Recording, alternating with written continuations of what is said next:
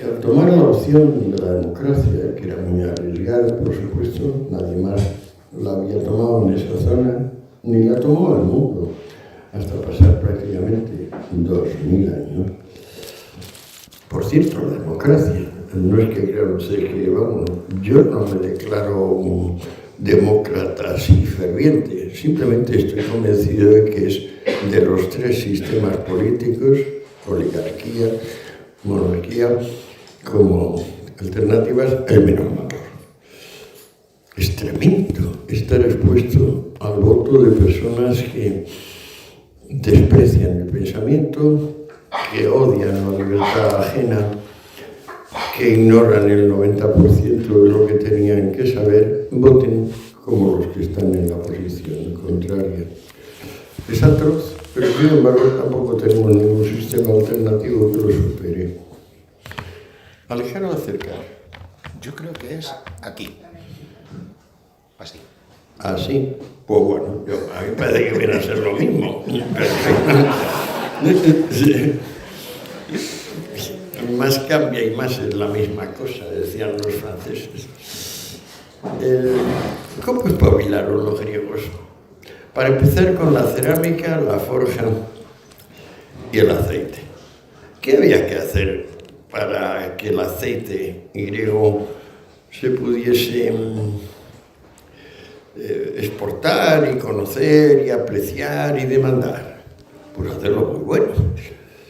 Bajar el porcentaje de acidez. No sé si habrán dado ustedes cuenta de que las botellas de aceite, incluso las que ponen aceite oliva virgen extra, no tienen la amabilidad de precisar el grado de acidez en tantos porcientos matemáticos, por ejemplo 0,2, 0,5, 0,7, cosa que inmediatamente orientaría al público y buscarían el que tenga menos grado de acidez. Bueno, los griegos hicieron un aceite con grado de acidez inusualmente bajo para la antigüedad, y como además tenían vocación marinera, poblaciones o costeras o isleñas. Recuerden que la Gran Grecia pues era un centenar de islas, básicamente, y una zona continental, el Peloponeso. Pues consiguieron hacer ese aceite muy bueno. De paso, como eran marinos, los trasladaban bien. Inventaron también el sistema de los triremes, es decir, que como 3 filas de remeros podían no interferirse y en los momentos de calma, chicha, pues impulsarse ellos mismos. Eso también les vino bien a efectos de batallas y tal con adversarios. ¿Qué hicieron en la forja? Bueno, destacaron en el tránsito del bronce al hierro. El armamento mejor de aquellos tiempos lo lleva el hoplita griego. El hoplita es un soldado que se paga a sí mismo su equipo, y el equipo es básicamente un excelente escudo, un excelente yelmo, una excelente lanza, protectores que le llevan desde un poco más arriba de la rodilla hasta el tobillo. Por detrás no hay protección ninguna. Naturalmente el cobarde que se queda a la espalda debe ser muerto cuanto antes, de modo que no había protección ninguna si te dabas la vuelta. Entonces la protección era si ibas de frente y te mantenías de frente. El equipo del hoplita, que como les digo se lo pagaba él a sí mismo, era tan ejemplar, tan demandado, que muchos, por ejemplo los persas, que sufrieron terribles derrotas a manos de los griegos en condiciones numéricas muy inferiores, se lo atribuían en parte a la fiabilidad del escudo, la lanza y sobre todo el yelmo. Recordarán ustedes que dejaba los ojos así, muy bonito el yelmo corintio modélico, muy bonito. Y no, también se puede comprender que viendo a un tío con ese careto, ya te daba un pequeño susto. Ellos llevaban espada corta también como complemento, pero fundamentalmente era la lanza y la unión. La unión, los griegos la obtuvieron precisamente a partir del núcleo democrático, que para nada empezó con Atenas. La primera república democrática probablemente es Sibaris, 100 años antes o así de florecer Atenas, el darse cuenta de que la democracia, que votasen todos, era lo menos malo, hizo que esta gente políticamente espabilada empezase a espabilar, como ya les digo, en términos económicos. Con la cerámica, no, todavía no hablo de cerámica, con el aceite, con la forja y la cerámica. La cerámica, la verdad es que en tratamiento por horno y por materiales, los mesopotámicos, los egipcios, habían ido tan lejos como los griegos. Pero ese espíritu de los griegos les permitió tener un arte que aún en nuestro tiempo se puede considerar inigualado. Una mezcla de dinamismo, idealización, realismo, remate técnico impecable.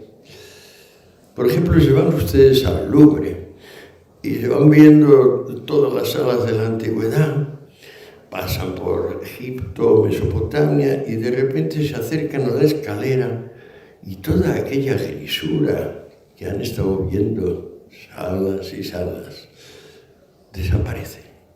Surgen figuras blancas que danzan, que aunque son de mármol, parece que se mueven. Ese es el arte griego, es el arte de los demócratas, el arte de los que trabajan, el arte de los espabilados. Es una representación de lo divino en la tierra, es una representación de la tierra en lo divino, es traer la tierra a Dios y Dios a la tierra, es la alegría de vivir, es la celebración de la libertad, del sexo, del conocimiento, de la amistad y sobre todo de la innovación. No hemos tenido un espíritu que nos admire como nos sigue admirando el pueblo griego, que digamos tiene como héroe ejemplar la figura del atribulado y simpático, aunque un poco insustancial, Aquiles, el prota de la Ilíada, pero que tiene como verdadero padre, espíritu y manifestación más desarrollada en Sócrates, el hombre más sabio, el hombre más benévolo quizás, que haya vivido al menos, el único comparable con Jesús en peso en la historia universal, como maestro y guía. Bueno, pues estamos con aquello de que la cerámica griega aprovechó el arte griego. Entonces, tanto la cerámica que se llama de labio rojo, como la cerámica negra, como la que no está clasificada en estas líneas, sigue siendo asombrosa. Es decir, no hay nada remotamente comparable. Cuando Picasso intentó imitarla a principios del siglo XX, se dio cuenta del grado de maestría que aquello llevaba consigo. Los griegos creo que empezaron demostrando que es lo mismo: la libertad, el conocimiento, la justicia, la belleza y el bien. 4 cosas que uno tiende a separar, pero que en realidad son la misma cosa. Son aristas de la misma joya que uno se ha ido haciendo.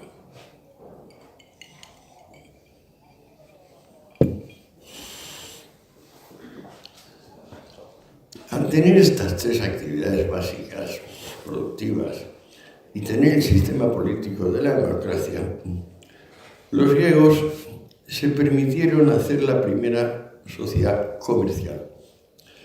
Las anteriores habían sido sociedades mixtas de clérigos y militares, sociedades clericales militares, con un déficit crónico en productividad. Es decir, eran sociedades que tenían su propia expansión demográfica limitada por su propia falta de espabile, por su propia incapacidad para, con la innovación, ir haciendo cosas cada vez más demandadas y, por tanto, satisfaciendo la necesidad de cada vez más bocas. La forma más precisa que tenemos para separar a un pueblo competente de uno incompetente es la expansión demográfica, por supuesto. Hay casos, como por ejemplo cuando enferma un árbol, vemos que empieza a producir demasiadas semillas, como signo de me voy a morir. Muy bien, eso no cambia lo que les digo. La verdadera regla del progreso del pueblo está en poder mantener más gentes y sobre todo en poderlas seguir manteniendo igual o mejor de lo que estaban mantenidas antes. No sé si ustedes se han dado cuenta que tener 8.000 millones de personas mejor abastecidas ahora que nunca es la prueba, en estos últimos 250 o 300 años, de que el sistema del caos mezclado con la libertad y la benevolencia es lo que ha permitido a Occidente muchas cosas. Para empezar, derogar la esclavitud y demostrar que cuanto más se paga el trabajo, mejor sale la cosa. Las sociedades clericales militares, que es lo que nos pasaba cuando estábamos en el Louvre y veíamos salas y salas egipcias y mesopotámicas y admirábamos aquello diciendo, uy, qué pericia y tal, hasta que de repente al llegar a los griegos llega la vida, llega la danza, llega el cumplimiento, llega la innovación, llega la belleza, llega la irreverencia, pero sana y productiva. Pues bueno, eso mismo le pasó a Grecia con respecto del entorno. Había una gran potencia, el equivalente, digamos, a la Unión Soviética en sus mejores tiempos, que era Persia, y dijo, no, tú vas a ser mi vasallo. Ya, tu vasallo. Primero les zurraron en 2 guerras y luego en la tercera vino Alejandro y dijo, me voy a meter hasta el corazón de vuestro territorio y voy a abolir esta civilización y voy a crear la mía. ¿Y la mía cuál es? Pues la del señor que les mencioné, Sócrates, ayudado por el que había sido su maestro, el maestro de Alejandro Magno, Aristóteles.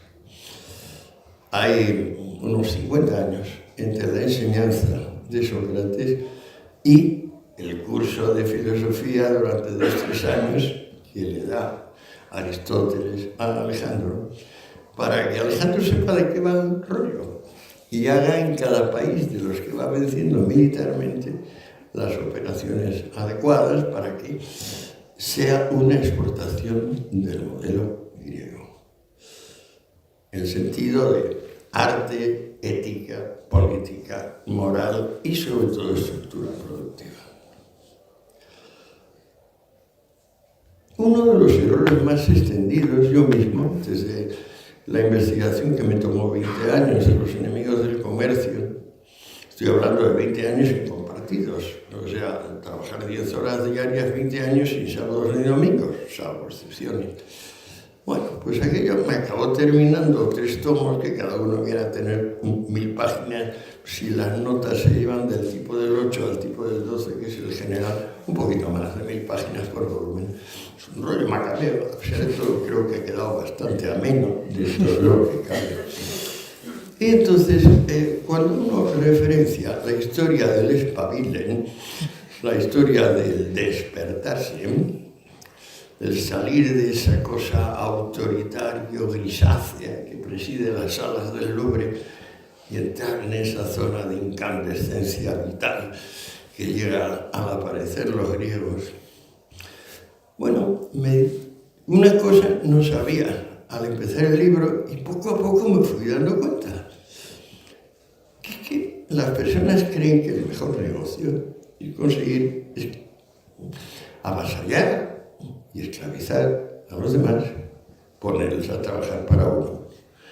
Y que ya, con eso ya está todo bien, y que nos van a salir rentas y vamos a vivir. Para nada. Ya Montesquieu, en el espíritu de las leyes, habla de la misma veta de cobre que está entre Turquía y Bulgaria. Turquía la tienen esclavos en Bulgaria, hombres libres. Naturalmente los hombres libres suponen una nómina, gasto extra. Además de la nómina, pues hay que pagar los créditos de los bancos, que son privados. Bien, todo eso es pasivo. ¿Qué mina produce más?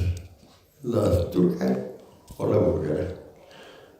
La búlgara, por bastante más de 4/5 partes. ¿Y esto cómo es? Pues esto es muy sencillo. Cuando conseguimos avasallar a alguien y hacer que trabaje para nosotros, la invención, el esmero, el cuidado, el remate, lo que la cosa es, va desapareciendo progresivamente. La chapuza va creciendo y terminamos en un arte de la desidia. Así acaban todos los pueblos esclavizadores. Así le fue a la empresa soviética, pero así le había ido a las obras públicas romanas. Y así fue a la Edad Media, así fue la suerte del mundo, hasta que se descubrió que la libertad era la única religión que merecía cultivarse en todo tiempo y lugar. Que con la libertad y la remuneración que se sigue de la libertad, las cosas se multiplican. Y no solo se multiplican, sino que se perfeccionan. Y por tanto, son demandadas. No hay especie más interdependiente que la humana. No nos damos cuenta. Pero ahora mismo, para que yo les esté hablando a ustedes, hay miles o millones de personas que han trabajado o trabajan para hacerlo posible. Otras especies, imaginen los lobos o el perezón paraguayo, son bastante más autónomas.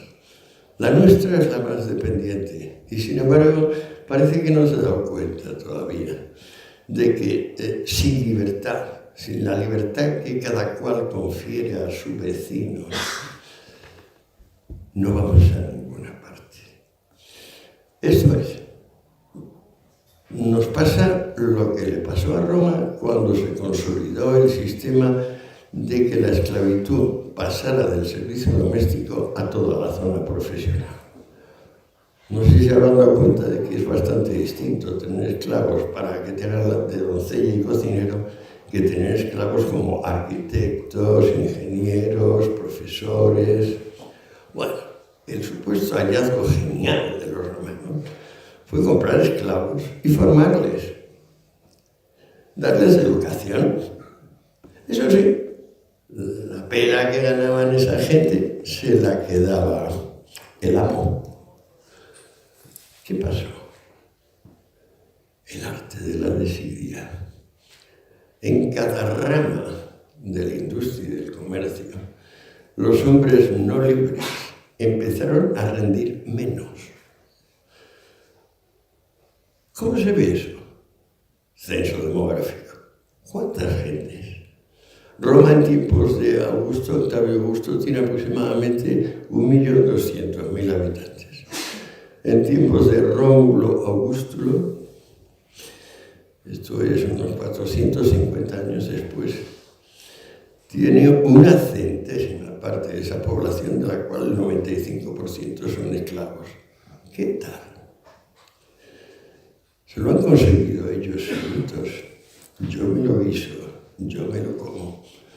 He tenido la inteligente idea de formar a mis esclavos como arquitectos, como maestros. Y así me salen las cosas. Y encima no me doy cuenta. ¿Quién empezó a darse cuenta de esto? Un tal David Hume, en pleno siglo XVIII, y su amigo y discípulo, Adam Smith. Hasta entonces parecía que había sido mala suerte, plagas, guerras, azares dinásticos. Ninguna mala suerte, ningún azar dinástico, ninguna plaga, ninguna peste. La peste de olvidar que la única religión es la libertad y que quien ama la libertad ama al tiempo la justicia, la verdad, el bien y la belleza.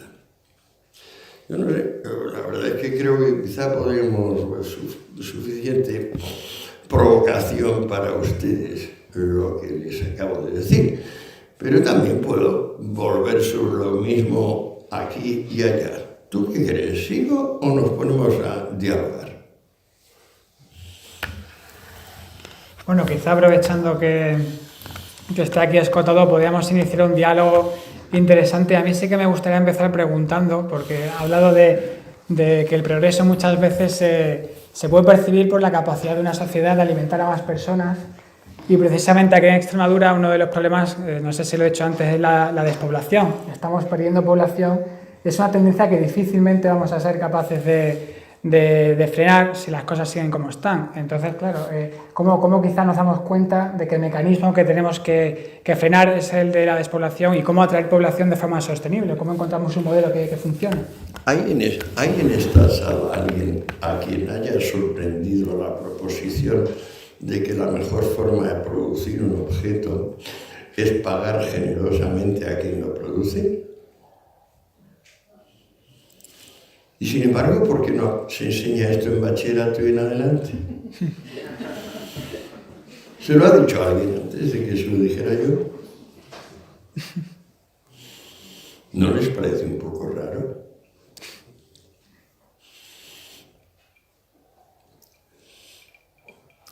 El censo, la cantidad de gente que podemos alimentar y la medida en que la alimentamos, eso no engaña. Eso es la base de las bases de todo. Ahora somos 100 veces más personas que hace 300 años. Y sin embargo, nos parecen cosas de hecho, milagros, el porte de lo que es un móvil. Yo no lo tengo, pero mi hijo sí lo tiene. Yo lo que sí hago es trabajar sin parar con internet y con el ordenador. Pero ¿se han dado ustedes cuenta que en el móvil tienen la respuesta a todas las preguntas que quieren ustedes hacerse? ¿Cuánto tiempo del día de ustedes dedican a hacer esas preguntas? ¿Y cuánto tiempo a mirarse el ombligo a través del me gusta a tal o cual cuestión? Porque es bastante fácil ver los defectos del prójimo en vez de mirarse a sí mismo y la viga que portamos junto al ojo propio. Creo que el progreso que hemos hecho es de tales proporciones que se acabó la distancia geográfica. Se acabó. Nos comunicamos a la velocidad de la luz. ¿No sirve eso a ustedes y a mí? A mí me ha servido, que me ha cumplido la vida. Me muero tranquilo. He terminado los enemigos del comercio. Me muero perfectamente tranquilo. Que venga ahora o dentro de 10 minutos. Encantado de la vida. Eso le debía a la vida. Aclararme. Ahora, les pregunto a ustedes, ¿están ustedes en vías de aclararse? ¿Qué proporción del tiempo dedican a aclararse?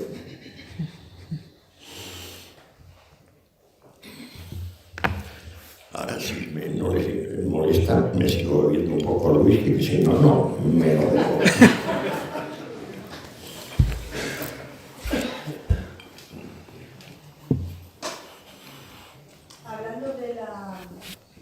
Situación de desarrollo, ¿no? ¿En qué medida la clase política que tenemos actualmente contribuye a que no nos demos cuenta de por dónde va el rumbo, ¿no? Porque hoy aquí en Cáceres, o sea, en Extremadura, vamos, y es una experiencia directa, ¿no? La mayoría de los jóvenes que en mi trabajo me encuentro con circunstancias, todos quieren preparar una posición a una administración pública, y a los políticos les viene muy bien, porque es una manera de tener a la gente comprada relativamente, ¿no? Es decir, le damos, le ayudamos, le proponemos, y al fin y al cabo son sumisos a ese pancito de los romanos. Y luego se me ocurre pensar, entonces me gustaría que me dijera qué opina, en qué medida los políticos que tenemos contribuyen a que no progresemos. Por ejemplo, igual que la democracia es el menor mal de los posibles, resulta que lo ideal economía sería que en vez de que vayan surgiendo problemas, un grupo de personas muy competentes se encargue de prever lo que hay que hacer y entonces pues produzca los bienes necesarios, encauce el consumo en la medida debida, la distribución también, y entonces la racionalidad preside algo que si no es anárquico.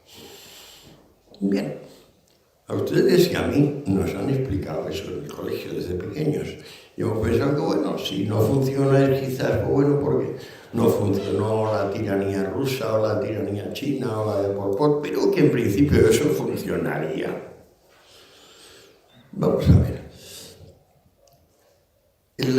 Cualquier economía, la de Cáceres en particular, ahora mismo se están haciendo operaciones de intercambio por indefinidas personas que cuantificadas pues, podrían ser varios millones por minuto. ¿Cómo demonios? Operaciones de varios millones por minuto solo en la comarca de Cáceres, cuando estamos en un planeta del tamaño del que estamos. ¿Lo puede solucionar un grupete? Pues yo se lo digo, eso se llama infarto de miocardio o derrame cerebral masivo. Es decir, se ponen a trabajar 15 células en lugar de 7 billones. ¿Cómo no funciona el procesado? Entonces decimos que qué desgracia. Pero en realidad lo que hemos hecho es infartar la potencialidad intelectual de cada grupo. Igual que Internet al fin nos deja el culo al aire y nos dice, pero bueno, aparte de echar en cara a tu vecino, a ver cuándo empiezas a echarte en cara a tu macho. Pues igual sucede con la economía. ¿Por qué no funciona la planificación central? Pues porque supone excluir la inventiva, la autonomía, el trabajo continuo, la innovación, que deriva de que estén actuando todos, en vez de fulano y mengano, que es la solución mesiánica aplicada al caso. Qué bueno es que el mundo vaya como va, porque desde luego no es por nosotros, que somos más lerdos, más ignorantes y más pasivos de lo que pueda imaginarse.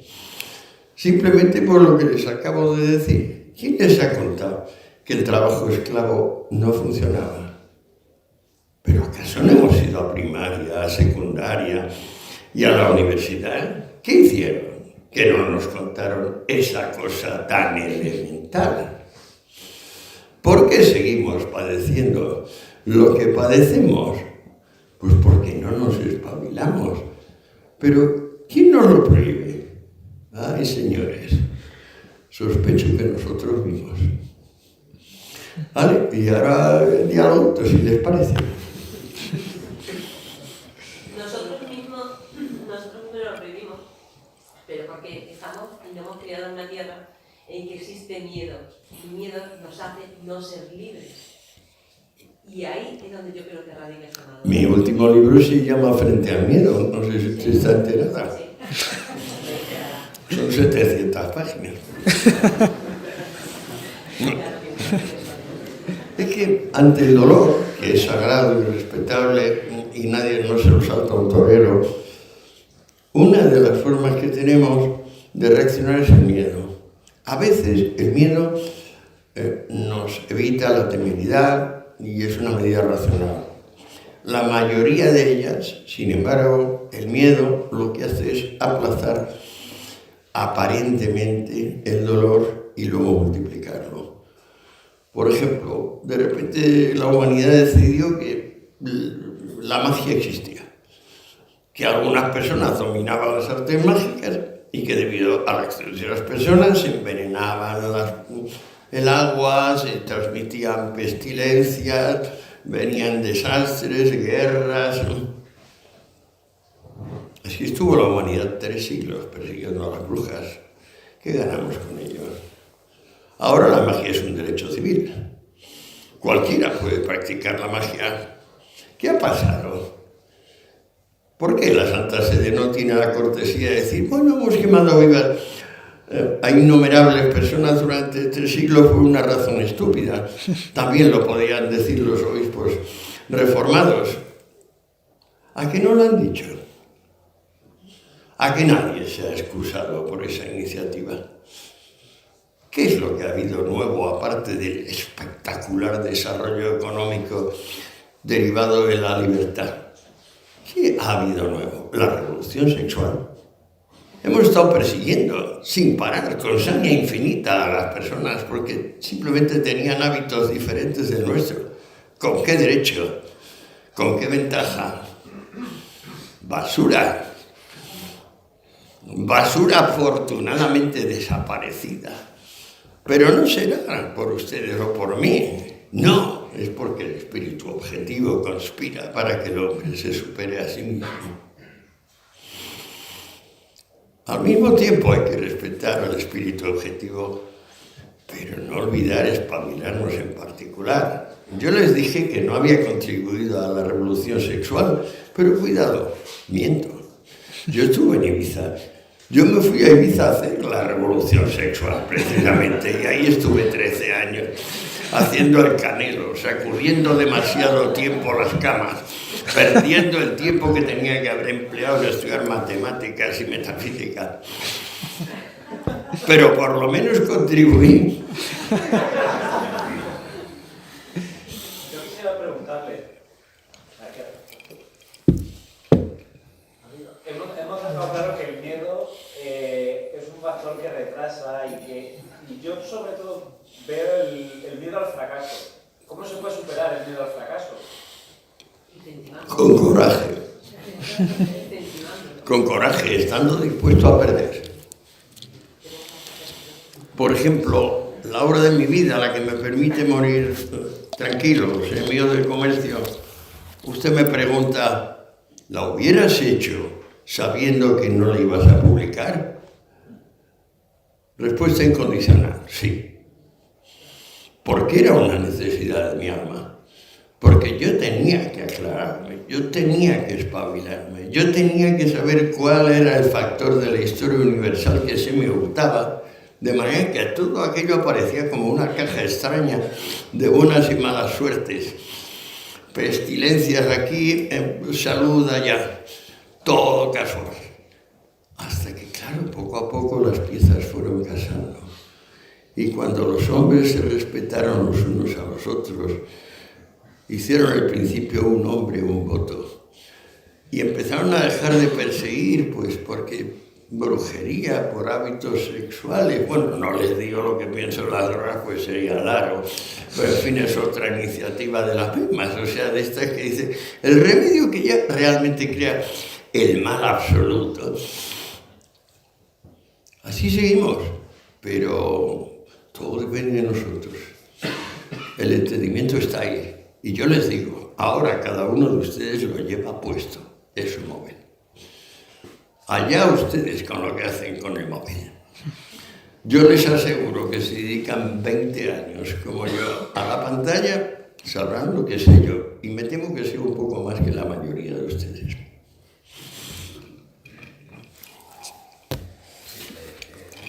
Ha comentado, y estoy totalmente de acuerdo, que la libertad es el principio que debe mover. Santo Antonio. Pues levántese y mire hacia allá. Ha comentado que la libertad es el principio que debe mover a toda sociedad sana, y en principio estoy de acuerdo. Pero para ser libre lo primero que hay que tener es un espíritu crítico que nos permita discriminar dónde está la verdad y dónde está la mentira. Si no, lo que tendremos será una ilusión de libertad que nos hará esclavos de alguna manera, y creeremos ser libres cuando realmente no lo somos. Ya, pero usted está poniéndose en la circunstancia peor. ¿Qué tal empezar y conseguir esa excepción antes de plantear la excepción posible? Sí, hombre, es que de hecho es que hay mucha gente que se piensa libre cuando realmente está tomando decisiones totalmente condicionadas. O sea, a título de ejemplo, simplemente ya he sacado el tema de los móviles. Hoy la gente cambia de móvil cada 2 meses porque se cree que toma una decisión libre, cuando yo creo que es una decisión muy condicionada. Y ese simplemente a título de ejemplo. Es decir, hay muchas decisiones en la vida que tomamos suponiéndonos libres y realmente no lo somos. Es una... no sé... Sí, pero es que usted cree que para ser libre tiene que ser incondicionado. Y usted sabe, yo sé, y todos los que estamos aquí, que somos libres a despecho de estar condicionados. La libertad es empuje, ímpetu, arranque. El decir, no voy a... Lo contrario de lo que usted ha dicho. Uy, a lo mejor me quiero poner a ser libre y luego con eso consigo ser menos libre todavía. No, señor mío. No. Para empezar, ¿la gente quién es? O sea, ¿usted forma parte de la gente o no?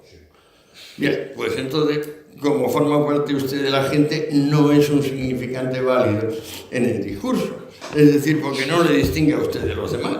Y digamos, al hablar de eso, pues se distrae uno, pero la cuestión, que en este caso es la libertad, está ahí. O sea, al igual que la belleza, el bien, la justicia, se pueden considerar cosas autónomas de usted y yo.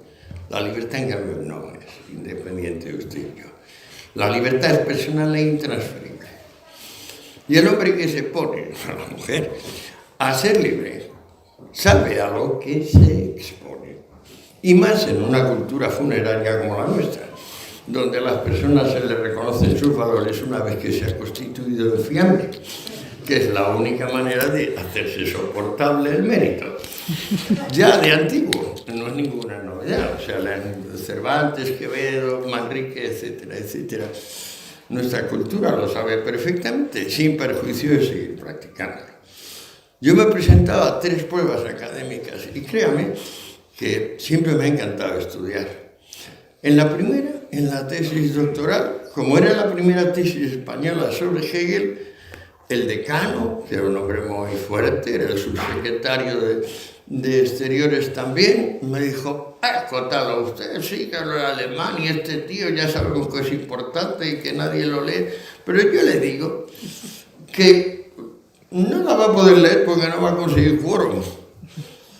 Aquello me molestó.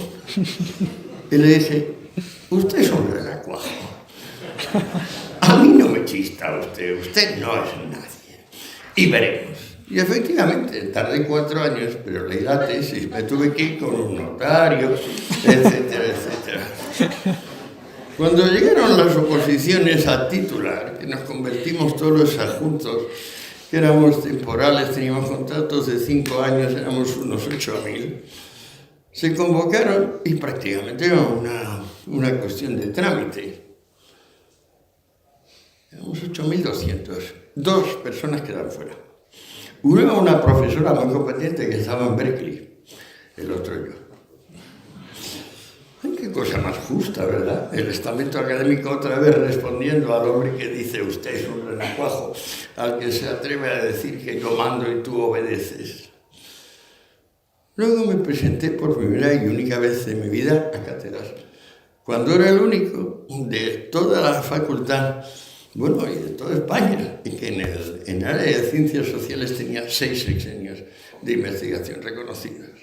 Aparte, multitud de publicaciones, muchas obras traducidas. ¿Qué pasó? Que los 7 catedráticos me pusieron un 0 cada uno. Los otros 12 concursantes tuvieron de 9,5 para arriba. Yo ya lo sabía. Es decir, me presenté aclarándole al tribunal que ya era consciente de que iba a pasar semejante cosa que me importaba un bledo, porque simplemente le había prometido a mis hijos que haría esa última ordalía, ese último paripé de pasar por la cuestión.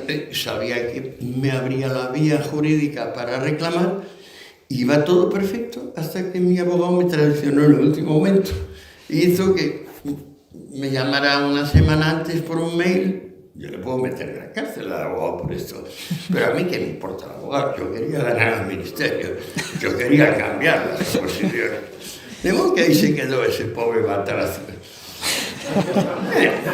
Pero todavía no acabo de contarme mi relación con el gremio, que tanto he amado, el gremio de la pasión de mi vida, que es el estudio. Llegó el momento de ser emérito y yo quería seguir en la universidad. Y en el departamento, que éramos unos 50, ahora tengan en cuenta que la ley de departamento hizo Maravala del 82, es una ley bolchevique, es decir, vota también el delegado de alumnos, la señora de limpieza, el cuerpo administrativo B, el C, y el cuerpo de profesores básicamente temporeros, y están enchufados por fulano y mengano. 43 del departamento. A votar, sí, bueno, sí me conceden la meritura. Se ha concedido la meritura a todos los profesores de mi edad anteriores. No. ¿Cuál es la proporción? Bueno, 93% votan contra mí. ¿Pero por qué? Si no sale de su bolsillo. Si yo he dedicado la vida a estudiar, otra cosa no, pero estudiar. Pues de esto estamos hablando. Hablamos de eso. O sea, de cuánto me gusta usted en forma de cadáver. Bueno, ese es el precio de la libertad, ¿no? Exactamente, y lo pago encantado. Javier, hay una pregunta. Encantado. Al fondo. Es verdad que somos libres, pero es muy cómodo no serlo porque también nos gusta mucho, sobre todo el dinero. Y el dinero y el acceso a los puestos mejor pagados, pues tiene que ser, o sea, tienes que tragar para acceder a esos puestos y lo tienen montado los políticos en todos los ámbitos de educación, de sanidad, de todo a través de la libre designación y no de los concursos de mérito. Yo creo que ahí ese es el problema, que si quieres llegar a esos puestos tienes que tragar con lo que te digan los de arriba. Eso es la parte mediocre de los que tienen dinero. Los que tienen dinero de verdad, como Bill Gates o Larry Page, el fundador de Google, no han agachado la cabeza nunca. Me refiero en la administración, que es lo que estamos hablando, que aquí hay mucha administración en Extremadura, mucho funcionario público, pero quienes más ganan en Extremadura pues son ciertos funcionarios públicos, altos cargos, no hay grandes empresarios. O sea, entonces si quieres ganar dinero aquí, tienes que estar con la política de aquí. O ser un gran empresario. O ser un gran empresario. ¿Y a qué espera?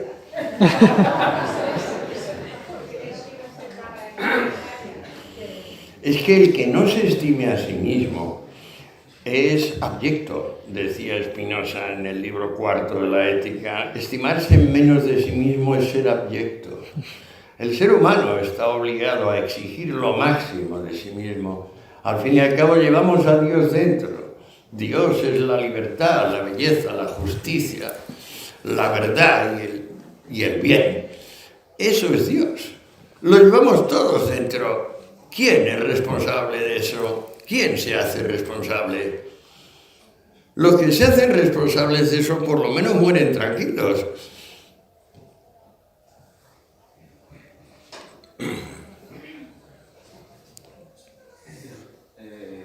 Bueno, yo quería igual salirnos un poco del tema, no del tema de la libertad, sino del tema de la política concreta y hablando un poco del espíritu objetivo.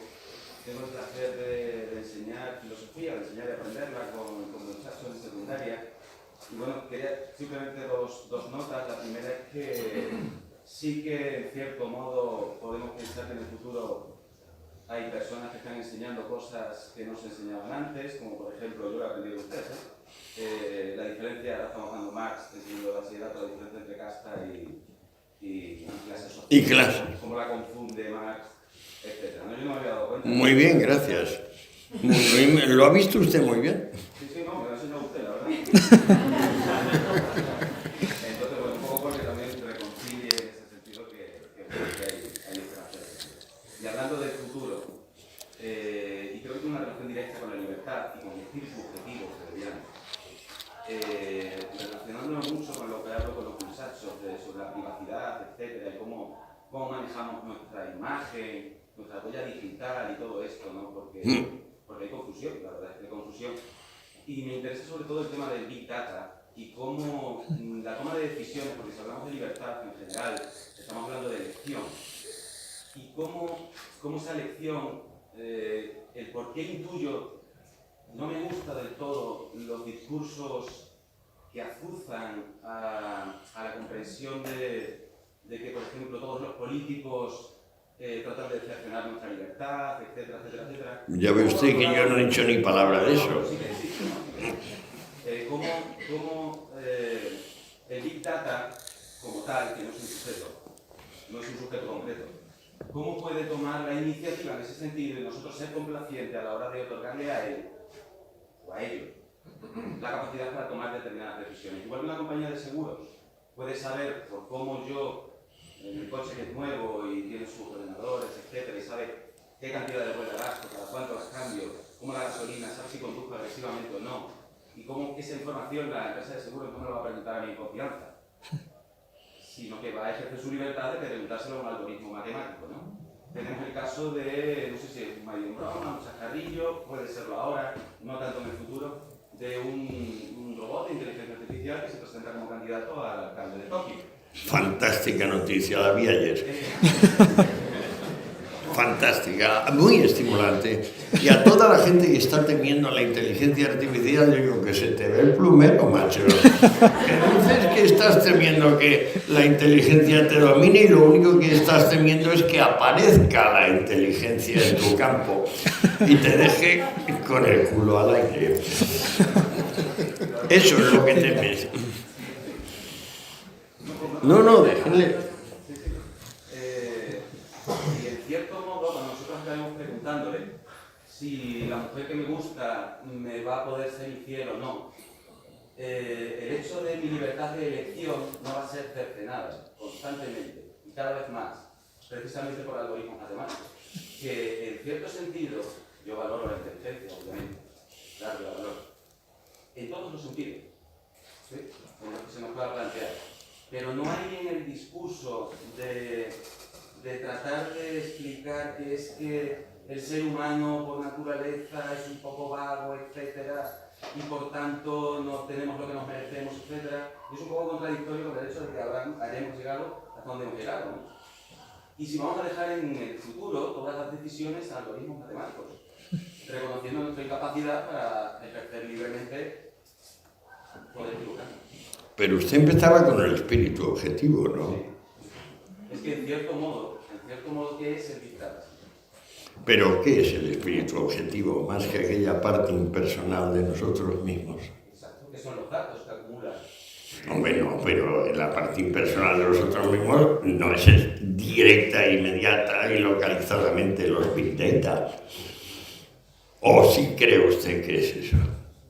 Me parece que es hacer. Caramba, pues a mí no se me había ocurrido pensarlo así. A mí me parece que todo lo que sepan de mí, digamos Putin, indirectamente a través de Assange, de mis hábitos privados, no me perjudica lo más mínimo. Es como una especie de broma, en comparación con los daños que me causa mi pereza, mi desidia, mi aplazar las cosas. Y decir, luego, lo que sé que tengo que hacer ahora. Así me da bastante risa a Putin y a Assange manejando lo que indirectamente, por flecos y tal, saben sobre mi conducción, mi gusto con las mujeres, cosas por el estilo. Quizá porque no hemos hablado de un parámetro que sí debíamos tomar en cuenta. ¿Hasta qué punto miramos la realidad con o sin pesimismo? ¿Hasta qué punto la misantropía penetra nuestro discurso? Yo creo que la misantropía penetra el discurso en la medida misma en que nos permitimos hablar constantemente de no seres. Por ejemplo, Assange, por ejemplo, Putin. Son prototipos de no sustancias. Parecen ser, pero en realidad no son. El tiempo los devorará como todas las formas de no ser. Pero fíjese que es muy amplio. Hay un tal Deleuze que habla del cuerpo sin órganos. ¿Ah? Qué gracia. Hay otro que habla de individuo no individualista. Esto se llama comunismo en términos políticos. hay otros que hablan de la quimera llamada Satán. Es decir, es un ser que es tan poco ser, que no tiene nada de Dios. Pero las personas no se han dado cuenta que eso es no ser. Y por lo tanto, quimera, mera imaginación, nada de realidad. ¿Cuántos partidarios del no ser hay actualmente? Por ejemplo, en esta sala. Bueno, pues no lo sabemos, habría que hacer un análisis detallado de cada cual. Yo me declaro partidario del ser, en cualquiera de sus variantes. Cualquier no ser me resulta tan ridículo como, por ejemplo, imaginen ustedes el no sombrero. ¿Por qué se ha difundido tanto el no ser utilizando el lenguaje humano? Pues porque en el lenguaje humano hay dos tipos de partículas. Unas que se refieren a lo real, son los nombres y los verbos. Los verbos son acciones, los nombres son las estaciones donde se van deteniendo los verbos. Y otras que son nada más que nuestro ombligo aplicado al lenguaje. Son los adverbios y los adjetivos. Ahí nos metemos nosotros. Y ahí somos nosotros los dueños del lenguaje. Bueno, el que le guste adjetivar, si usted se acuerda, cuando Marx le toca definir la mercancía, debería decir esto es esto. Pero como la regla de Marx es partir de una particular negativa y creer que de una particular negativa se puede inferir algo, cosa que Aristóteles demostró que es irrisoria, porque de una particular negativa no se deriva por necesidad ninguna proposición.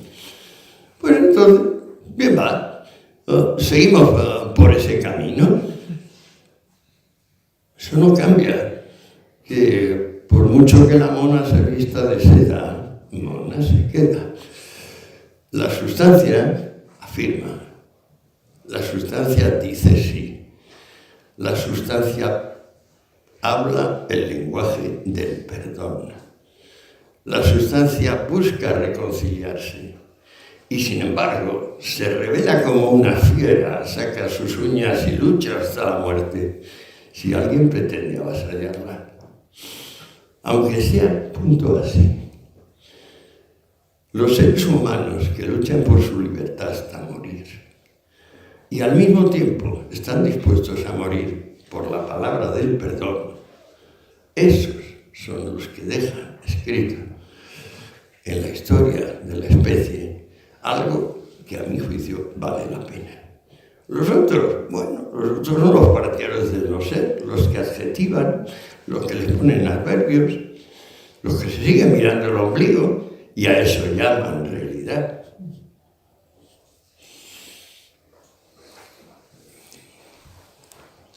Don Antonio, veo mucho que pica en todos lados. ¿Verdad? En redes, en la tele, en todos lados. ¿Cree usted que si la gente, la persona o el individuo, en vez de dedicarse a quejarse tanto, hiciera algo y se fijara más en vez de, por así decirlo, quejarse y no ver que hay mucha gente que puede ser mejor que en otras cosas y admitir todo eso, cree que si en vez de hacer todo eso hiciera algo, hiciera cosas, hiciera realidad cosas... Mejor estaríamos. Mejor estaríamos.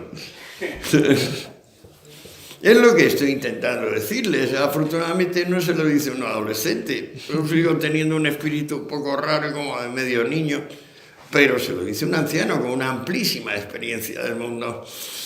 Insisto, yo me he pasado los últimos 40, 50 años de mi vida estudiando mínimo 10 horas diarias. Digo estudiando, escribiendo será otra cosa.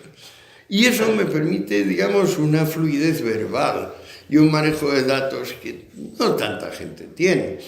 Y esto es la fundamental razón por la que estoy hablándoles yo a ustedes en vez de ustedes hablándome a mí. Esteban, ¿querías decir algo?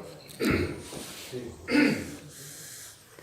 Muchas gracias por sus palabras y le quería hacer una pregunta. Yo siempre he defendido que la filosofía no es solo saber, sino saber vivir. Lo he dicho a los adolescentes y a mayores. Entonces, con la experiencia que acaba de mencionar ahora, con esos años que usted ha dedicado, que creo que es un ejemplo de lo que es intentar que ese binomio vaya en el mismo barco, me gustaría preguntarle, usando una palabra que usted usa también en alguna ocasión, sobre todo con el tema de las drogas, la palabra sucedánea. A estas alturas, aunque usted haya intentado eso, ¿cree que el mundo está lleno de sucedáneos porque usted aspira a algo más o no? Bueno, yo he conseguido, a pesar de estar rodeado de sucedáneos, encontrar las sustancias puras, aquí y allá. Me refiero al mundo de las drogas, en concreto. O sea, si usted va a comprarle a los gitanos heroína, le van a dar, pues a lo mejor algo al 5%. Pero eso no quiere decir que si usted no lo busca bien, no puede encontrar ese mismo producto al 98%. Eso depende, depende de nosotros. En cuanto al sucedáneo de decir, ay, como yo tengo mucho miedo y quiero dinero, pues entonces estoy dispuesto a olvidar lo que yo mismo sé de la verdad, el bien y la belleza. Bueno, esto cada cual consigo mismo. Es decir, cada cual elegirá la seguridad inmediata o, digamos, caray, me voy a morir. Debería estar pensando en cómo me organizo para ese rato, porque ese quizás para mí es el rato más importante de todos. ¿Usted se consideraría escéptico en el pensamiento, en la percepción de la realidad, pero luego activo en la vida? No, yo no uso el verbo creer, por ejemplo, me parece engañoso. Procuro emplear verbos como observar, sentir, saber, pero ¿qué va? Yo soy un confiado total y un optimista incorregible. Ya le dije, yo digo sí, yo afirmo, yo estoy esperando la ocasión para que prospere la palabra del perdón en vez de la palabra de la discordia. Cuando Iglesias Junior me llevó al programa y me dijo, hay que cogerlo con la mano en la copa de la discordia, y digo, bueno, yo la cojo con la derecha y brindis por la concordia. Eso hay que hacerlo en cada ocasión, porque tampoco se puede delegar en otro. En la defensa de los valores y de las cosas que uno piensa que son razonables. Ya sabemos que los catedráticos te van a poner 7 ceros.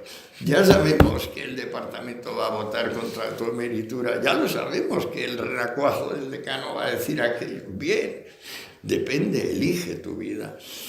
¿Qué quieres? Para aún ir tirando, creo que nunca la humanidad ha estado mejor situada. O sea, creo que nunca haciendo menos se consigue cosas tan maravillosas como, por ejemplo, que uno enciende un grifo y sale agua caliente en grandes cantidades. La ducha, por ejemplo, eso es la magia natural más evidente. O sea, yo antes y después de la ducha soy dos personas. Después siempre estoy mejor. Por ahí había una mano antes. Ahí hay una que asoma arriba. Ay, Usted ha hablado de libertad como una religión o un valor supremo. ¿Considera usted que hay escala de valores o se considera la libertad por encima de un derecho como la vida o la propiedad? No, es que ahí está, que he hablado de la religión de la libertad, que es lo último que he descubierto, lo descubrí anteanoche, no sé qué fue tanto allá. Anteanoche digo, Dios mío, si es que estamos hablando de una religión. Igual que se ha hecho del marxismo, es un conjunto de tesis, una religión civil. A mí se me ocurrió anteanoche, coño, si es que la religión implícita que viene guiando las iniciativas fructíferas de la humanidad en estos últimos 3.000 años es la libertad. Lo que pasa es que la libertad tiene un lado, digamos, negativo de no me coartes, pero ese es el lado débil. O sea, la libertad es gozar de sí. O sea, la libertad es una sustancia que si no se disfruta en sí, es muy raro que uno esté dispuesto a luchar por ella. Y sin embargo, también es cierto que la mayoría de la humanidad, hasta que no le quitan la libertad, no empieza a sufrir. y no se da cuenta que al verse privado de libertad también se ve privado de comida, de bebida y de otras cosas. Es decir, que privar a los hombres de libertad acaba siendo privar de inventiva su trabajo. Y eso significa recortar el número de población, recortar el número de bocas que se pueden alimentar finalmente. O sea, que la libertad es buena por arriba, por abajo, por todos lados, y que tenemos que concebirla como sustancia.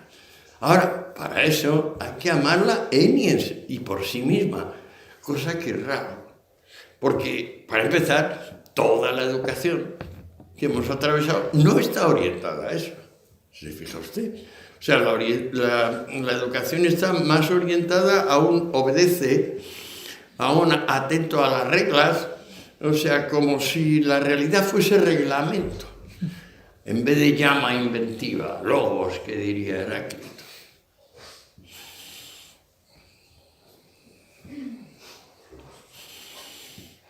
Menudo repaso les estoy metiendo, ¿eh? Porque esto parece un sermón extraño, pero es un sermón. Yo he leído su tratado de las drogas, pero me llama mucho la atención cuando he escuchado en conferencias o en entrevistas, ¿no?, la defensa que hacen estas sustancias. Y claro, yo estoy relacionada con el mundo sanitario y he vivido casos de personas penosos por el consumo de estas sustancias. Claro, son los que se han creído la prohibición. Yo le digo una cosa que le va a interesar enormemente. ¿Había uno solo de esos antes de que se prohibieran las drogas? ¿Había una sola persona que abusase de las drogas que ahora son abusadas antes de que dejasen de ser de venta libre en las farmacias con una intensa promoción publicitaria? Yo le contesto, son los 3 tomos de Historia General de las Drogas. No. Todo es una pamema y un paripé, un crearle el papel, la coartada, a las personas que ya de por sí tienden a no cumplir con los demás, a no tener la reciprocidad de decir, tú sigues haciéndome la cama y tú ganas la pasta por mí, yo soy una víctima, pasó por allí aquel polvito y me quedé colgado. No, señor, eso es mentira. Goya, Goethe, Bismarck eran usuarios regulares de heroína y de morfina. A usted no se lo han contado porque eso lo ocultan. Marco Aurelio se desayunaba un abadejito de opio porque se lo recetaba Galeno, el padre de la medicina científica. Es que ha cambiado el opio y en tiempos de Marco Aurelio y Freud era fu y ahora es fa. No. Lo que ha cambiado es la legislación, los roles sociales, la sociología. Lo que ha cambiado es el papel. Ahora damos con las drogas, algunas, una coartada para que nuestros hijos, los más tontitos, incapaces de nuestros hijos, se cuelguen de ellas como de una excusa. E incluso pues dan de comer a 1 millón o 3 o 5 millones de drogabusólogos que están especializados en tratar los abusos de droga, pero no saben que la humanidad lleva 4 o 5 mil años sin ningún problema con las drogas. El problema vino de prohibirlas. Ahora que se ha sacado el tema de las drogas, usted siempre ha abogado por la despenalización, si no me equivoco. Yo abogo porque se derogue la prohibición, se restablezca el régimen de herbolario y botica que ha habido 3.000 años en la humanidad. ¿Qué opinión le merece, por ejemplo, una desregularización de las armas? Pero si no es eso, si es que en el caso de las drogas, tiene usted el caso del alcohol. ¿Qué pasó como consecuencia de ilegalizar el alcohol, que luego se legalizó?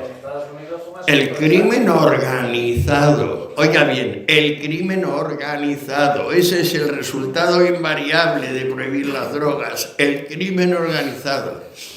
La diferencia entre Al Capone y los actuales carteles mexicanos es como el de un niño comparado con un monstruo criminal tipo Stalin. Pues eso, ¿a qué lo atribuimos? ¿A qué han cambiado las personas? ¿A qué han cambiado las drogas? No, señor.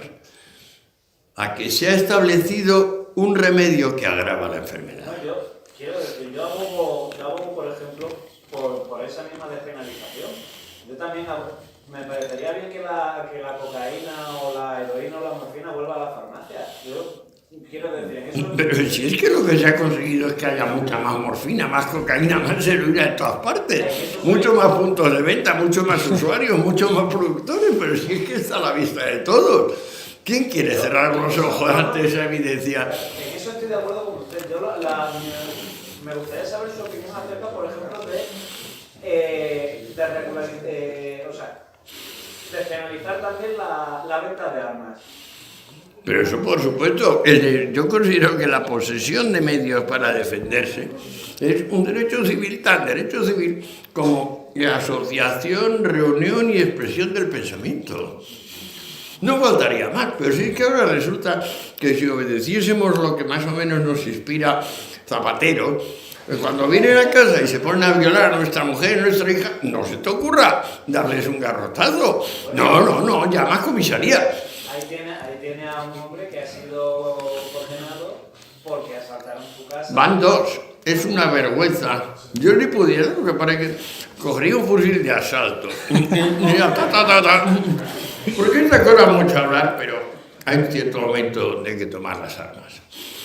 Y en este caso hay que tomar las armas para decir que este tipo de basura es basura. O sea, cualquiera que entre de noche en la casa de una persona merece morir. Sin más.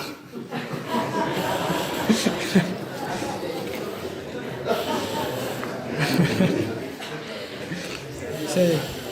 Usted ha hablado hace poco de que no se está buscando la libertad. Yo personalmente abogo por la libertad total de educación, es decir, que el modelo de educación esté descentralizado literalmente sin ninguna influencia del Estado a los centros educativos, de tal manera que los padres puedan educar a sus hijos en los valores, sean X o sean Y que ellos convengan.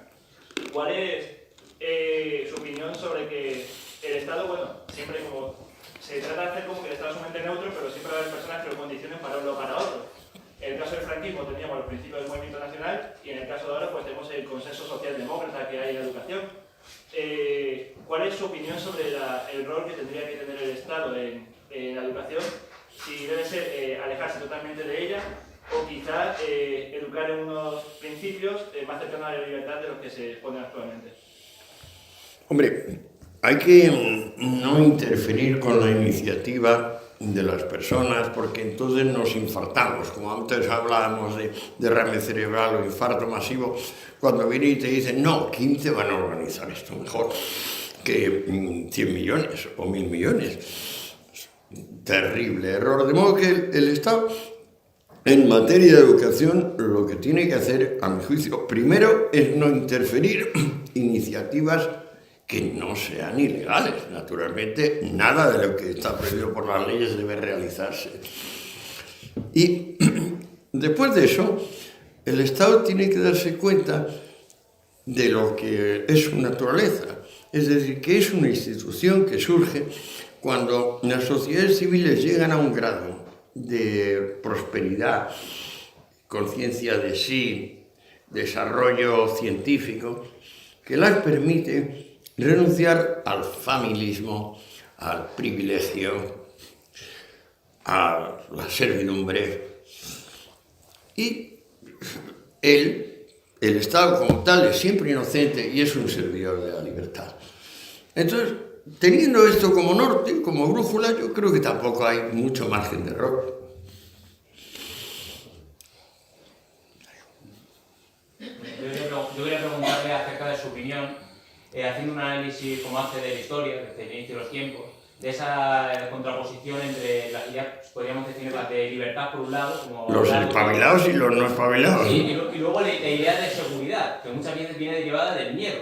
El miedo a opinar diferente, el miedo a no estar integrado en un grupo, el miedo a ser excluido, el miedo a plantear otras opiniones o a romper la tónica general, que eso es lo que hacen muchas personas, se autorrepriman. Eso se llama gregarismo. No puedan expresarse libremente, claro. Y es algo que la autocensura es mucho peor que la verdadera censura. Es mucho más peligrosa. Y eso es algo que ocurre hoy en día, en general. Entonces, y siempre ha ocurrido, por supuesto.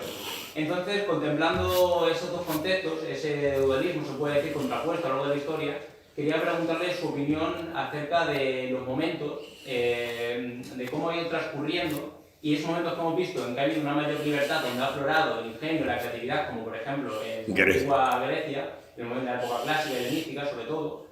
Luego, la Viena de Freud, la Florencia de los Medici. Y luego esa regresión, por ejemplo, en la época medieval, que no es que lo he visto. La Ámsterdam de Spinoza. Continuamente se ha remansado en la Salamanca, de la Escuela de Salamanca. Pero luego esas épocas de parón, por ejemplo, la Alta Edad Media, que alguna vez he escuchado que era la época mayor de comunismo. Más tiempo duró el comunismo en la historia. No es. La Edad Media, claro. Y luego la santa pobreza. Con el siglo XX y con las dos ideologías, que me pareció muy interesante la entrevista que le hacía con Iglesias, la estuve viendo y salió un momento el tema del comunismo y del nacionalsocialismo. Son hermanos gemelos univitelinos. Usted le decía eso y por Iglesias quedaba sorprendido, decía, no es posible, se quedaba de piedra. Sí, pero ¿qué le va a poner? Quería preguntarle también sobre eso, porque el debate quedó un poco en el aire en la entrevista y querría que ahondase un poco más sobre el tema. No, si es un manifiesto, y no solo es que son hermanos gemelos univitelinos, porque sí, es que si hay una persona a quien adora y admira a Stalin, es Hitler. Y lo dice, o sea, tenemos documentos de puño y letra de Stalin diciéndolo, aparte, por supuesto, de declaraciones de terceros diciéndome lo ha dicho. O sea, no hay duda alguna. Tampoco hay duda alguna de que para Hitler el modelo es Lenin. O sea, Stalin ahí es un escalón intermedio entre Lenin y Hitler. Son iniciativas tan contiguas, insisto, univitelinos, o sea, ni siquiera son dos sacos amnióticos diferentes, es el mismo saco amniótico. Entonces, el sujeto sale exactamente igual. Por eso, la chica calca sus reglamentos, son 200 y pico artículos. No, la Gestapo calca los 200 y pico artículos de su reglamento de los de la Checa. Por eso, la obra Ser y Tiempo de Heidegger se publica un poco antes que la obra El Ser y la Nada de Sartre. Son aparentemente lo más distinto. El uno es un cura que lo han echado de los jesuitas, el otro es un anticlerical militante, el uno es un señor normal y el otro es un enclenque bizco con bastante mal aspecto. Sin embargo, la sustancia lo que dice es que el ser es no ser. O sea, Heidegger habla de pernoctar en la angustia y ser para la muerte. Sartre llama la vida una pasión inútil, un viscoso borboteo de lo orgánico. ¿Y qué dices, O sea, sois blasfemos, blasfemáis sobre la vida, ¿no? Los dos despreciáis lo que hay, lo único que os han regalado, ¿no? El latir del corazón, el fluir de la sangre, eso os da asco, ¿verdad? Vaya con vosotros, estáis muy bien nacidos, ¿no? Pero es muy parecido a Lenin y a Hitler, que nacieron para odiar. O sea, que no tienen positividad en sus almas, que lo único que quieren es ser obedecidos. Cada vez que alguien les dice no, enferman. Lenin literalmente, o sea, sí, caía postrado en cama con 38,5 y calambres. Y al margen de la figura, por ejemplo... Y Castro igual, a Castro desafíale ya desde pequeño, pero estos detalles se saben más adelante. Son psicópatas, son domadores de hombres. Hasta que vengan hombres de verdad y tú, renacuajo, de aquí no pasas, miserable. Y al margen de la persona de Stalin o de Lenin, por ejemplo, de Fidel Castro, la ideología en sí, ¿qué opinión le merece como ideología, como un conjunto de ideas? ¿Cuál? El comunismo, precisamente, hablando del tema de libertad, seguridad... Bueno, el comunismo es como la prohibición de las drogas. Es el típico remedio que agrava espectacularmente la enfermedad. Me alegro, gracias. Hola, le recuerdo terminar de ver una serie y quedarme con una imagen que era un cruce de caminos, un semáforo, un coche, no va nadie, un desierto, se ve claramente que hay nadie, y llega y aún no viendo a nadie, estando en rojo, la persona se para. Y así termina y bueno, me lleva a preguntarme hasta qué punto la sociedad que hemos creado en cierta medida ha eliminado el libre albedrío, y eso nos hace en parte... De eso nada, por eso está usted preguntando eso y yo contestando aquí. De eso nada. Pero nada de nada. Y es vano siquiera sugerirlo, a mi juicio.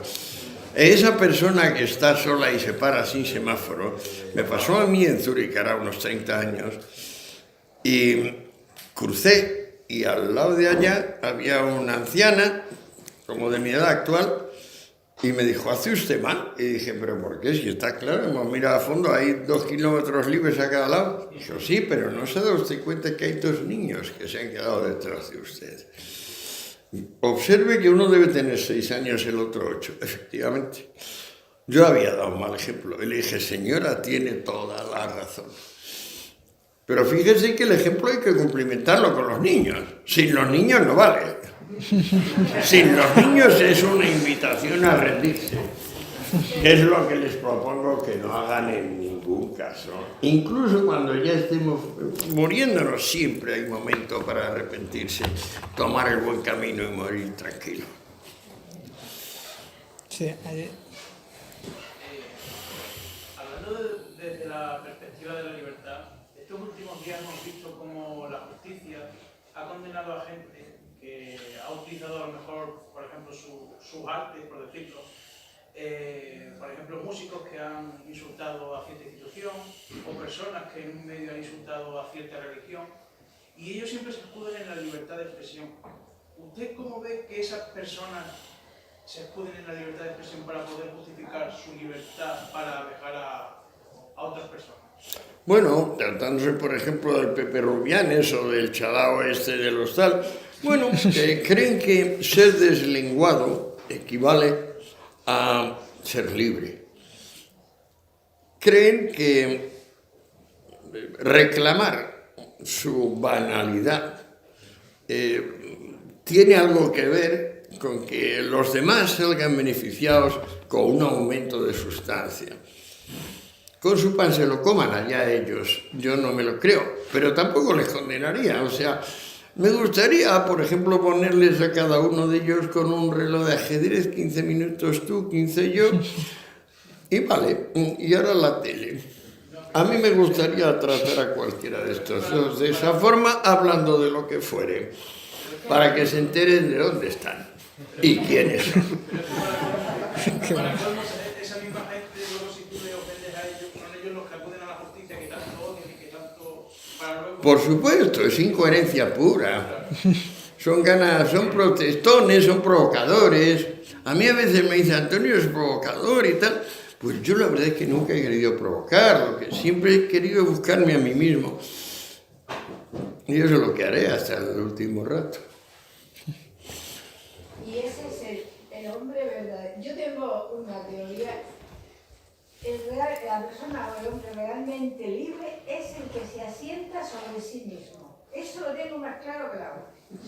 Y respeto muchísimo y admiro, y por fortuna conozco que es auténtica veneración. Y es con el esfuerzo, con el ejemplo, con la generosidad. Eso es diciendo sí, afirmando. A los políticos se les llena la boca la libertad, a todo el mundo la libertad. La libertad es algo más grande, más... Es eso lo que yo... Es sustancia, la libertad es sustancia en y por sí. Oiga, que se nos está haciendo tardísimo. ¿Qué tal si nos vamos a cenar?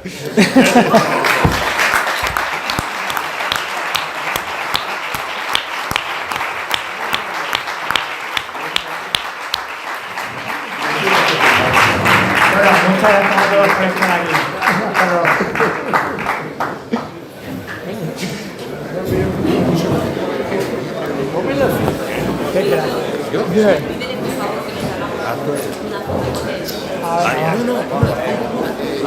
Antonio, ¿te importa que nos hagamos una foto de grupo? Siempre que yo no miro, que tienen lo que sea. ¿Todo bien? Ha ido muy bien. Bueno, ahora me traen un bolígrafo. Vale, ahora está muy... No, pero verdad, magnífico. La verdad que... Me gustaría hacer una foto con usted. ¿Sería posible? No, con uno no, con varios. Hola, Rebeca.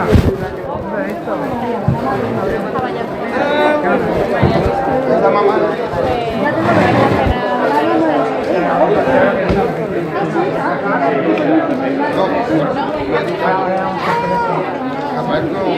Quiero conocerlo.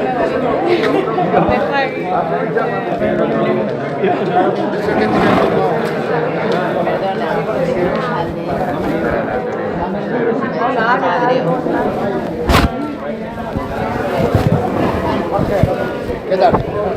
Súper divertido. Visitar fauna. ¿Sí? ¿Por qué? Pues Enrique Bunbury estaba ahí, como ves, como un loco. Qué fuerte, mira. Que digo que gestionarlo como quieras, que cuando está cansado nos vamos. Por eso me dicen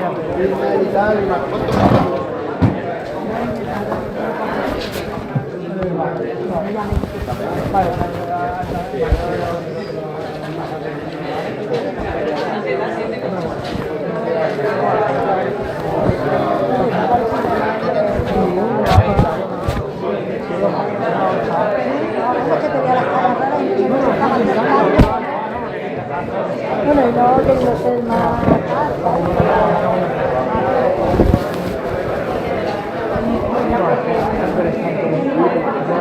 Genial. Es lo que estamos hablando. Viva la libertad, hacer lo que dé la gana y eso puede permitir. A estos años ya lo dice él. Ahora que me becan a mí, me becan quien le dé la gana. Y si me dice que le dé la gana, vamos, que no tiene nada que perder. Claro, pero por eso. Qué lástima, ¿eh? Pero bueno, Qué lástima. la salida de recorrido. Pero por eso que hay una Ha sido una idea que bueno, que está viendo aquí gente que además un buen ejemplo total y absoluto. Para parar.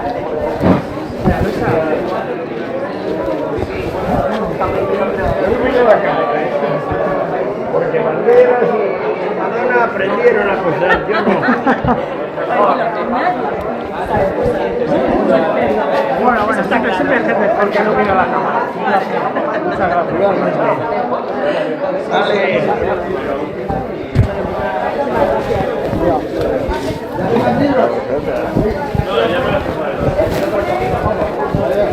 La cámara, cuidado. Fotito. Una fotografía.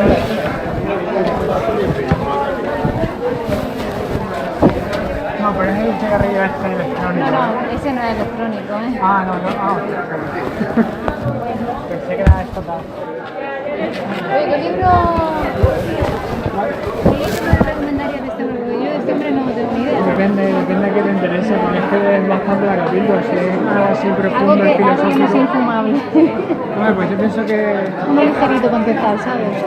yo de lo que conozco es lo que no conozco tanto de cosas que escribe, pero de las obras más asequibles en cuanto a cómo está escrita es la de Enemigos del Comercio, es decir, es más entendible ahora, es decir, es extensa, así es la última. Entonces todo, cuando se pueden comprar por separado, pues me parece muy interesante, más asequible, que te explique, es muy didáctica, las filosóficas son muy densas, tienes que tener aquí una metaforoción, ahí llamamos necesito leerme cosas primero para entender lo que viene después.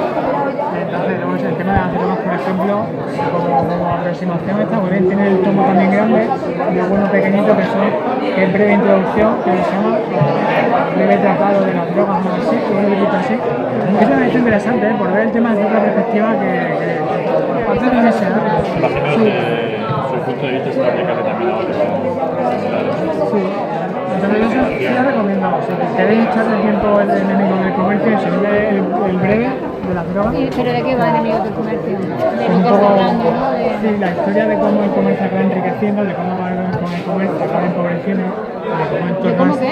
acabar con el comercio, que al final el comercio acaba empobreciendo, ese estado de las cosas ha marcado muchísimas relaciones en muchas sociedades, porque al final, a la larga, ese ansia por la libertad que se produce también en el comercio genera más riqueza de la vida.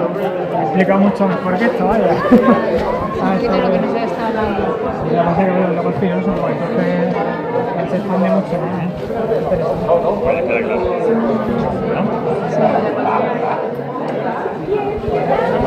Venga, pues muchas gracias. Venga.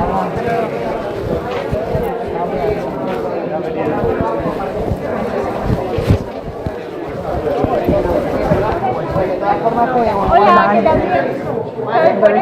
Vale, muy bien. No, es que Ya, por eso. No, Ay, he llegado a las 8:30, pero he estado fuera porque me han empezado a llamar los dos de la O sea, todo, yo no sé qué ha pasado, se ha acordado todo el mundo de mí, me empezó a llamar y él tarda un montón en entrar. Y ya me he subido arriba, pues nada, bien. Vamos a una foto ahora.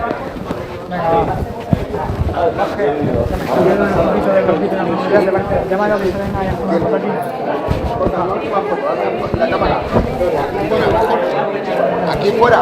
Aquí fuera. Aquí fuera, pero vamos a poner aquí para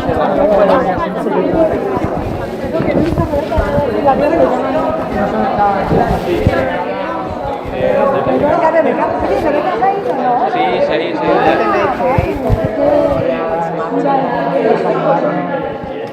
Por aquí.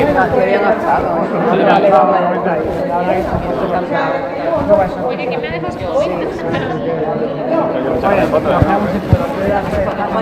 Tenemos una foto así que salimos todos, ¿también? Voy a dar con el hijo que... Sí. Nada, tranqui, Jorge.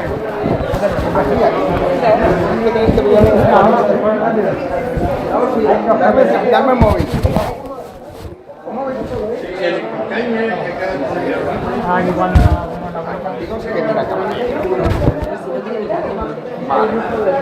Tampoco lo vamos a poner ahí.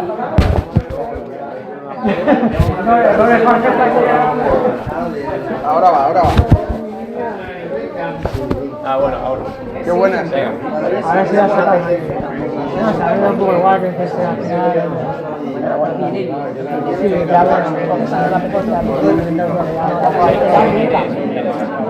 pero lo que pasa es que viene el viaje de la parilla. Yo lo entiendo. Si se quiere aprovechar, anda, que tú también, o sea, lo dejas ahí, confiando. Espera.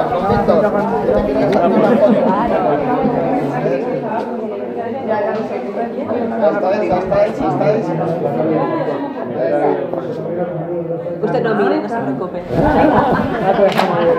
No, tío, no. Es que cuando tienes dos de tierra hay que tomar consideración, hijo.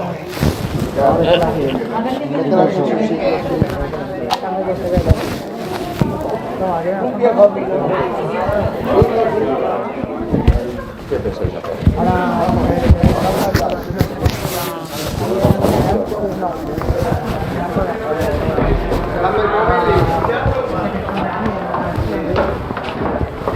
Espérate, mira, es que no sé el nombre. Pasa que están hijos en nombre.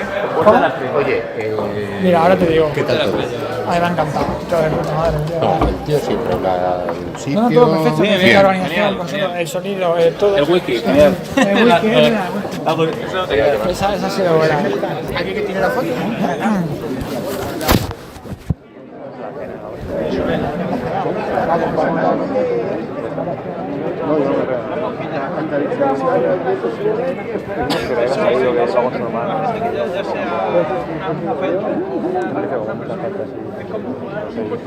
Vamos, tengo reserva para 8, tampoco veo.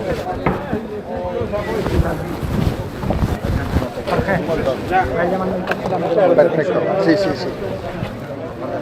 Pero por aquí va el coche. Sí. ¿Para arriba o para abajo? Ahí, el coche. Vamos para arriba. Vamos a esperar el coche de la...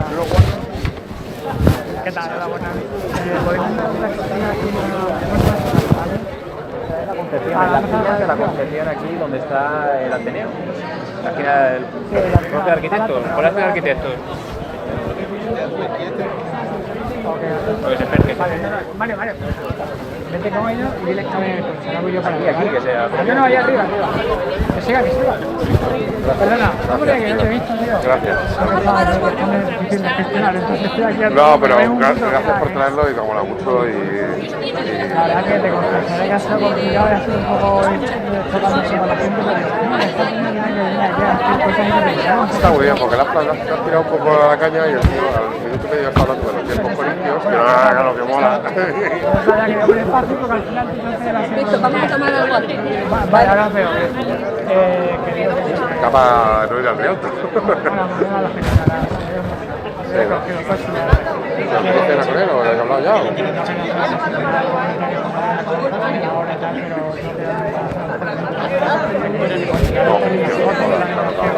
Así que la acompañaré.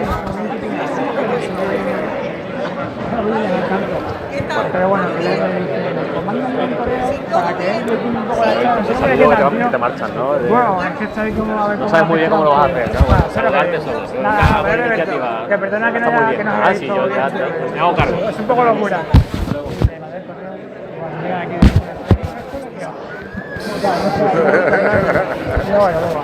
¿Qué puede salir mal? Exactamente, ¿qué puede salir mal? Luego ahí la gente y tal, y eso, esa parte divertida, pero la primera media hora es desconocimiento y eso. No siempre aporta, con un montón de ideas. Y el símil ese del infarto de cómo funciona la administración, a ver si ocurre el 15 minutos. Entonces, joder, luego para sacar conclusiones de lo que dices, es verdad que hay gente que se hace más fondo, ¿no? Lo que está diciendo.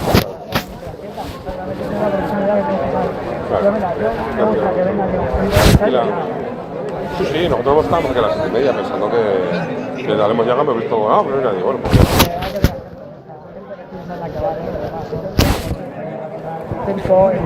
si otra la semana que viene, yo bueno. Finalmente lo hago todos los viernes, si quieres. Pero sí, bueno, si os animáis a este rollo, yo encantado. Y bueno, hemos empezado por todo lo alto, así que estoy bien.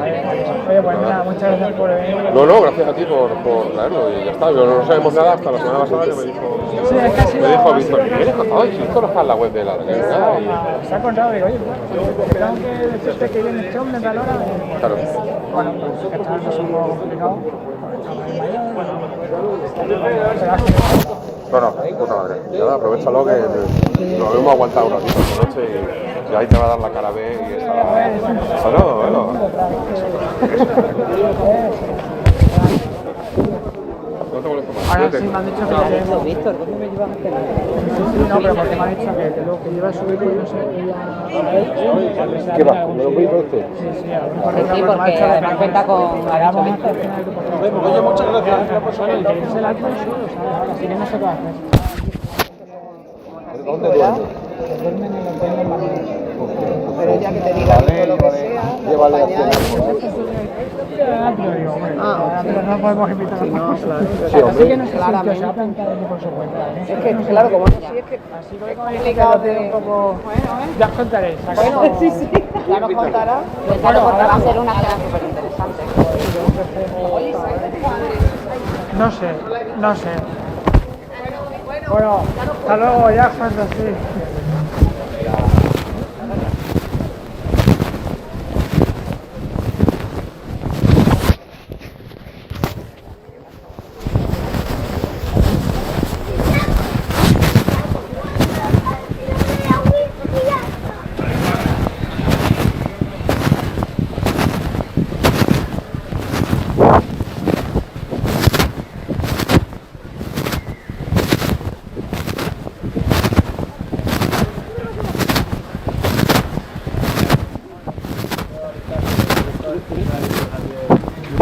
La gente aquí reclamando. No, mira, está aquí el coche. Sí. A ver, ¿cómo se llama el restaurante? Se llama Puerta de la Estrella, que está en la Puerta de la Vale, Estrella. pues Puerta de la Estrella. ¿Viene también? Yo puedo ir andando. Bueno, pero por gente si quieres... ¿Cuánto atrás hay aquí? Yo no lo sé. ¿Está tú? Voy yo. Es allí, Puerta de la Estrella. Bueno, pues vamos todos, vamos... Ah, tú también entras. Pues... Puerta de la Estrella. Guíale, ahora aparezco yo por allí, ¿vale? Vale. ¿Tienes tú la pasta? Sí. Móntate con ellos. Ah, vale, por aquí. Bueno, chicos, Jorge, ahora os veo, ¿vale? Venga.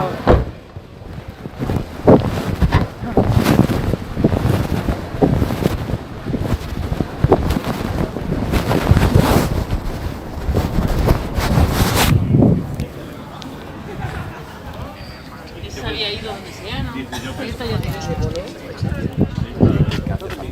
Una verdad. Vamos.